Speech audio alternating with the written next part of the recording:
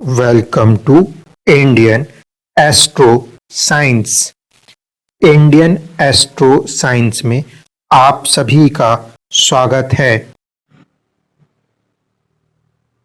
Hello दोस्तों, स्वागत है आप सभी का। जैसे कि हम चर्चा कर रहे हैं कि जब शनि देव धनिष्ठा नक्षत्र के अंदर जाएंगे तो विभिन्न लग्नों के ऊपर क्या प्रभाव पड़ेगा। इस समय हम जो देख रहे हैं वो देख रहे हैं कि जब शनि देव सूर्य के सिंह राशि के नवमांश में आएंगे उस समय कितना प्रभाव पड़ने वाला है। प्रभाव जो है वो कब से कब तक हम देख रहे हैं, वो हम देख रहे हैं 18 फरवरी से लेकर 19 मार्च तक, ये 2022 के, जिनके ऊपर शनि की महादशा हो या अंतरदशा हो उनके ऊपर थोड़ा सा ज्यादा ये चीज फील होगी। बाकी थोड़ा सा कम महसूस करेंगे क्योंकि ग्रह गोचर कर रहा है और जब शनि जैसे ग्रह है तो कोई ना कोई प्रभाव तो जरूर पड़ेगा, मगर इंटेंसिटी जो है वही सारे फैक्टरों पे चलती है, दशा, अंतरदशा और साथ में आपकी कुंडली के अंदर कितना बल है ग्रह में उन फल को करने में। ठीक है, यहां पे जब हम इसको देखेंगे तो इस कुंडली में सूर्य जो है वो कहीं ना कहीं तृतीय भाव के स्वामी है। 5 नंबर सूर्य तृतीय भाव के स्वामी होते हैं, जो कि अच्छा माना जाएगा क्योंकि जब कभी भी सूर्य जैसा ग्रह जो कि तीसरे भाव में भी अच्छे माने जाते हैं और तीसरे भाव का स्वामी बने तो जातक के अंदर या जातिका के अंदर एक अच्छा कैपेसिटी देते हैं। किस चीज के लिए? ब्रेवरी दिखाने के लिए, ठीक है, करेज दिखाने के लिए। सूर्य जैसा ग्रह खुद ही करेज के घर का मालिक होता है। एक साथ और चीज अच्छी जो बनेगी वो ये कि सूर्य जो है वो नवम भाव में मौजूद होंगे, जो कि अपने भाव को देखेंगे, अपनी राशि पे उनकी पूर्ण दृष्टि भी रहने वाली। इस कारण से साहसिक कार्यों के द्वारा भी, यानी कि रिस्क टेकिंग कैपेसिटी भी इस समय आपकी बढ़ी हुई रह सकती है। अब बात करते हैं शनि के ऊपर। शनि जो है इस कुंडली के अंदर वो स्वामित्व रखते हैं 8वें घर का और 9वें घर का। ठीक है, शनि 8वें घर का स्वामित्व रखते हैं तो 8वां घर जो है वो अनसर्टेनिटी है, इस चीज को ध्यान रखना है। और साथ ही साथ शनि जो है वो बीमारी के कारक ग्रह भी हैं, लेकिन जब शनि अष्टम में बैठते हैं तो आयु की वृद्धि करते हैं, ये प्लस पॉइंट है। अब इन दोनों हाउसेस को कनेक्ट करके 8वें घर और 9वें घर को कनेक्ट करके हम इस गोचर को देख रहे हैं, तो हम ये कह सकते हैं कि 1 महीने का जो टाइम है वो थोड़ा सा आपको अनसर्टेनिटी महसूस करा सकता है। हेल्थ को लेकर भी हो सकती है या किसी भी चीज को लेकर एक अनसर्टेनिटी से यहाँ पे मतलब है कि आगे मूव करें या ना करें, कुछ इस तरीके के थॉट्स जो है वो दिमाग के अंदर लगे रह सकते हैं। लेकिन साथ ही साथ वो 9th हाउस का भी लॉर्ड है जो कि किस्मत को दर्शाता है। इस कारण से कहीं ना कहीं जो चीज है वो पॉजिटिव भी होंगी, इससे इनकार नहीं किया जा सकता। इसको नीचे से जो सपोर्ट है वो देखिए, मंगल का सपोर्ट है नक्षत्र के लेवल पे। मंगल जो है उनकी एक राशि आती है 11th हाउस में और एक आती है 6th हाउस में। ऐसे परिस्थिति में अगर ध्यान से देखा जाए तो कहीं ना कहीं लाभ भी है और साथ साथ छठे भाव के कारण थोड़ा सा रोग की भी स्थिति बन सकती है। 6 और 8 जो है वो रोग के मामले में थोड़े से नेगेटिव कॉम्बिनेशन है, लेकिन अगर आप देखोगे कि 9 और 11 जो है वो भाग्य का लाभ भी है, 8 और 11 अनसर्टेन गेन्स भी हैं। ठीक है, और फाइनली अगर आप इसको देखोगे तो 9 और 6 जो है ये कॉम्बिनेशन क्या है, यहां से ये इसका 10th है। इसका मतलब है कि कर्म जो है किसका, ये कर्म होता है भाग्य का। भाग्य और भाग्य के कर्म, ये दोनों का ही कहीं ना कहीं यहाँ पे कॉम्बिनेशन हो रहा है। इस पूरे को ही जो सपोर्ट मिल रहा है वो मिल रहा है सूर्य का, करेज का, पराक्रम का। जब हम रीड करेंगे तो शनि जो है वो तृतीय भाव में नजर आते हैं, नवमांश में। यहाँ पे शनि अच्छे होते हैं, यानी कि यदि आप किसी डेयरिंग वर्क्स की तरफ आगे बढ़ना चाहते हैं तो ये समय आपके लिए बहुत अच्छा माना जा सकता है। आप अपना कुछ नया स्टार्ट अगर यहाँ करना चाहेंगे तो उसमें आपको यहाँ पे काफी हद तक चीजें जो है सपोर्ट देती हुई नजर आएंगी। हम ये कह सकते हैं कि ये जो महीना है ये आपके लिए एक तरह से एक नई शुरुआत के लिए है। अनसर्टेनिटी और किस्मत, यानी कि आप अभी भले सोच रहे हो कि मैं आगे बढ़ूं या ना बढ़ूं, लेकिन आप जब उस चीज में आगे बढ़ेंगे तो आपको एक अच्छे लाभ की स्थिति बनेगी। इस समय शनि इसके लिए आपको सपोर्ट दे रहे हैं। हेल्थ के लिए भी कहीं ना कहीं ये एक पॉजिटिव कंडीशंस को जनरेट करेंगे। ठीक है, जिनका भी 3 नंबर यानी कि मिथुन लगन है उनके साथ ये स्थिति इस समय बनी हुई दिखाई देगी। अब मिथुन के बाद बात करते हैं 7 नंबर। 7 नंबर का मतलब होता है हमारा तुला लगन। तुला लगन की कुंडली को अगर हम बनाते हैं तो उसमें शनि जो होते हैं वो योग कारक ग्रह होते हैं, इस बात को भी ध्यान में रखना होगा।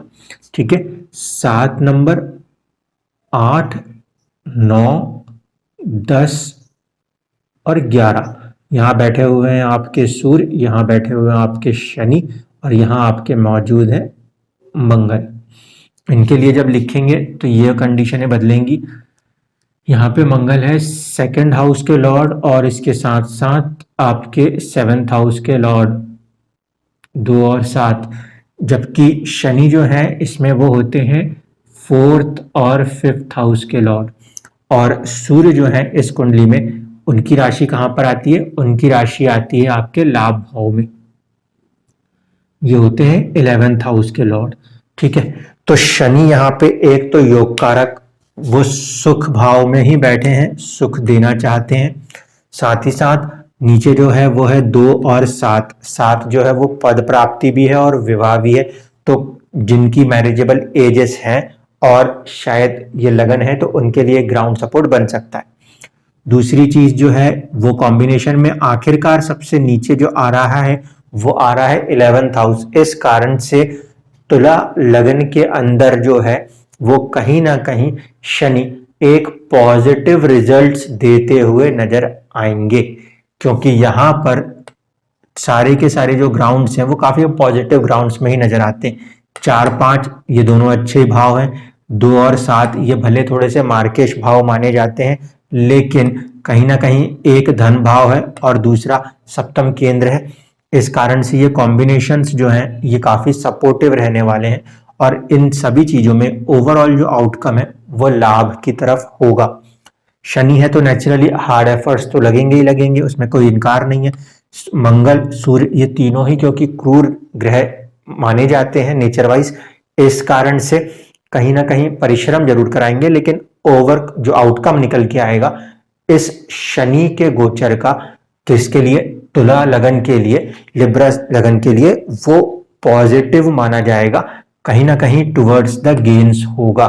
हो सकता है प्रॉपर्टी रिलेटेड हो, एजुकेशन रिलेटेड हो, इन सारी चीजों के ऊपर भी अगर आप कुछ चाह रहे हैं तो यहाँ पर 1 महीने का जो पीरियड है ये शनिदेव आपको इसके अंदर एक अच्छा लाभ करते हुए नजर आ सकते हैं। अब बात करते हैं कुंभ लगन के लिए।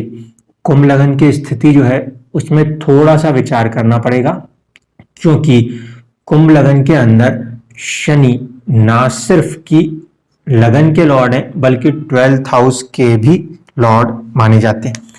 तो 11 नंबर से यदि कुंडली बनती है और शनि जो है वो 10 नंबर में यहीं पे बैठे हुए हैं, ज्यादा प्रभाव वहीं का हम देख रहे हैं। यहाँ पर आपके सूर्य, यहाँ पे आपका मंगल 9 नंबर, ये 8 नंबर, 7, 6, 5, 4, ये 4, ये 3, ये 2, 1 और ये 12। अब इस परिस्थिति में जब हम देखेंगे तो यहाँ पे थोड़ा सा सतर्क होना पड़ेगा, हेल्थ को भी ध्यान में देते हुए यहाँ पे चलना पड़ेगा। यहाँ पे जब हम देखेंगे तो ये होते हैं 1st और 12th के लॉर्ड। मंगल जो है ये है 3rd हाउस और 10th हाउस, जबकि सूर्य जो है वो है 7th हाउस। ठीक है, इसमें से 12th हाउस में क्योंकि वो बैठ के चल रहे हैं इसलिए थोड़ा सा परेशानी महसूस हो सकती है। दूसरी चीज ये कि 12th हाउस जो है वो ना सिर्फ की फ्रस्ट्रेशन को दर्शाता है बल्कि विदेशों से जुड़ के कुछ लाभ की स्थिति को भी दर्शा सकता है।